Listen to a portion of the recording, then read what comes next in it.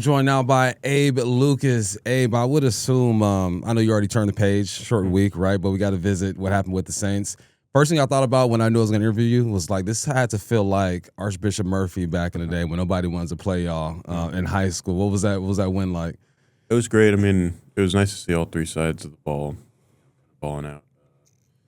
Obviously, there's things for us to improve on. I mean, I think specifically for us as an O-line room, running the ball more efficiently and better. Did some good stuff, but also just need to keep What's halftime like during a game like that? Like, what were some of the coaching points during that? Because the score says you're having a lot of success, but like you said, obviously there are things that you guys want to clean up. That's the same. It was the same as any other halftime. I mean, it was just the message was pretty clear. Just don't let up, don't let off the gas, keep it going. And from what I saw, everybody was locked in and dialed in and focused. So I mean, that's a good sign, I think, as a team. Every week it seems like you guys are just getting better. What do you think is the main thing you guys gotten better at as a team? I mean, Mike says it all the time, but I think the 12 is 1 mantra is really, gelling and coming to fruition. It doesn't happen in a week, right? So, Right. But it's just about continuing to just go out and play for each other and play as a team together as one cohesive unit, So we're just going to keep doing that and keep trying to, push it forward as much as we can.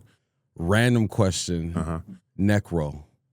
Is it a neck roll? What do you call that? Because I saw the first game. I'm like, all right, Abe got something new going on with the uniform. Yeah, it's a neck roll. It's more for keep my head from snapping back too much, like when I get hit. But I mean, I've never worn one before, so it was interesting. Makes me look a lot bigger than I am, which is kind of cool. But what was the inspiration? Did someone suggest it, or you just kind of did it yourself? It was suggested, and I just kind of took it and was like, yeah, cool. If it'll keep me from having too much head movement, I guess. Yeah. So yeah, we'll see how long it stays on. Nice. Yeah. What have you learned about Sam so far 3 weeks in?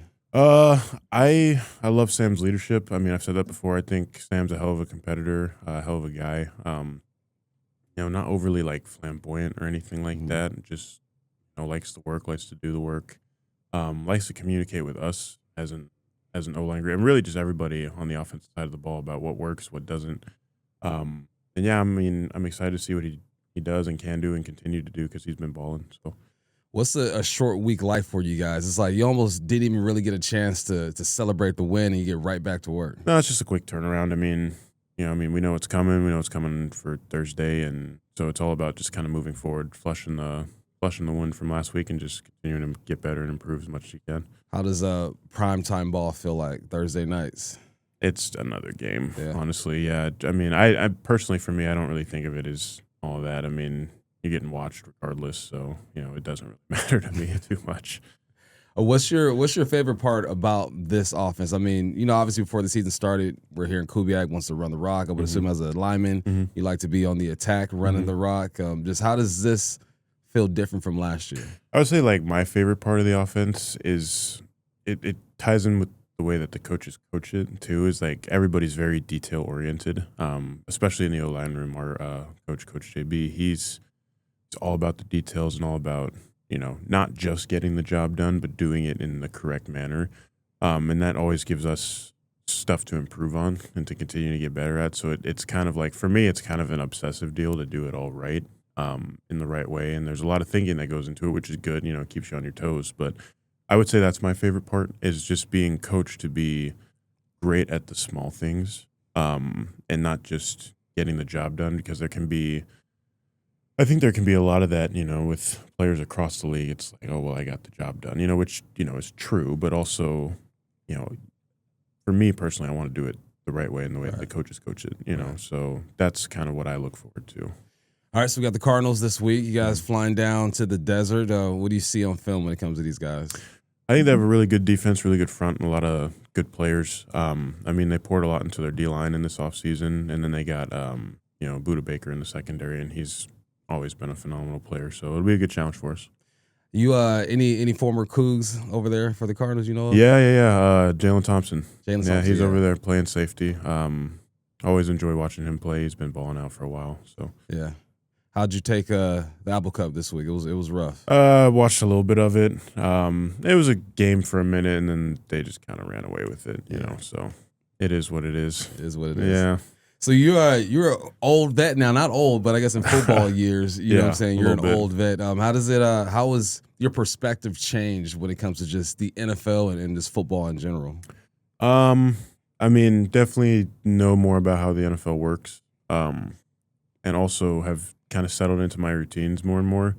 And then every year, I think, brings a new challenge, a new set of challenges. I mean, obviously for me, like years 2 and 3 were very different, dealing with, the injuries and stuff. But this year it brings a whole new set of challenges, being back in the swing, coming off of essentially a year and a half off, and the adjustment period that comes with that, and just continuing to learn, on the board, and, different styles of offenses and different coaches and stuff, because I've had a lot now. So there's a lot. It's a whole hodgepodge of stuff, Your offseason was a bit different. You look slimmer. Like, you're still a big boy. It's not getting twisted, but you look slimmer. What'd you change this offseason? I just lifted heavier, honestly. I guess I changed the diet up a little bit, but also, my offseason, this offseason, I could actually work on like everything else and not just like the knee rehab stuff, which was a big deal. And I weigh the same. I'm not smaller, so. It was fun watching your journey, man. I see you, doing some PRs and stuff with your lifts or whatnot. How'd you get hooked up with your trainer? So my first after my rookie year, my first offseason, I was gonna just train down in Cali at my agency, where my agency's at, and my buddy Liam Ryan, who was on the team at the time, another Coug, he was like, "Hey, you got to come check out this trainer down in Renton." And so I went and I talked to him first. We had like a little evaluation sort of session, and I just liked his energy and where his mind was at. And so I started working out with him, and he kicked my ass a little bit the first week. But from then on, I knew, this is going to be the place for me. Yeah. It's all about preparing your body, preparing your mind too, man. I try to watch film as if I'm playing against the Arizona Cardinals. What's your prep like as far as outside of the facility and just getting your mental right?